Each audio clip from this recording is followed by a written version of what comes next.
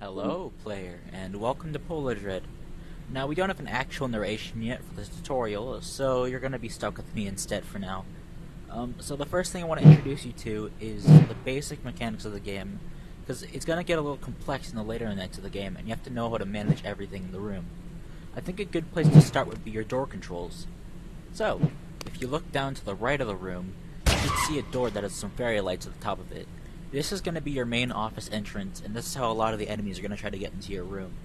Now, if you look down at your table, you should see that there's a little button on it that's to the far right. This will actually toggle the door, opening it or closing it.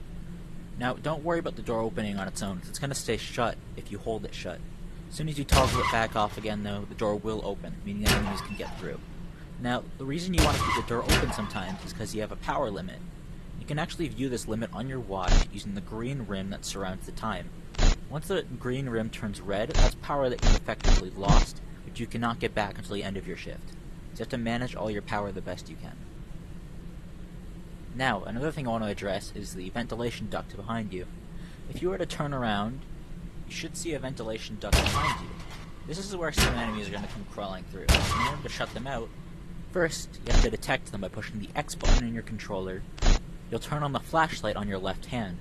You can use this to look into darker areas of the office if you feel like it's needed.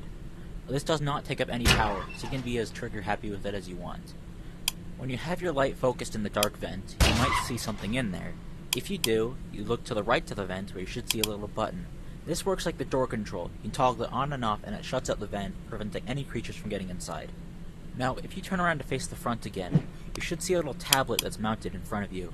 And then behind that tablet, you should see a giant flat screen on the wall that has a camera system on it. You can basically use this tablet by touching a room to toggle that camera feed to the room that you've just touched. This is so that you can tell where all the enemies are without needing to actually leave the office. It's always good to look at the cameras if you don't know where an enemy is, because otherwise they can sneak up on you if you're not paying attention. Now, the last thing I want to tell you about is how to force grab items in this game. There are some items that are currently out of your reach. You can actually grab them and pull them towards you using a simple 3-step system. First off, reach your hand towards whatever object you want to grab, and if it has a blue highlight, you're doing it correctly. And then, make a fist by squeezing either the trigger or the grip button. And then, once you have it locked in, swing your arm backwards and it'll come flying towards you, where you can then catch it out of the air.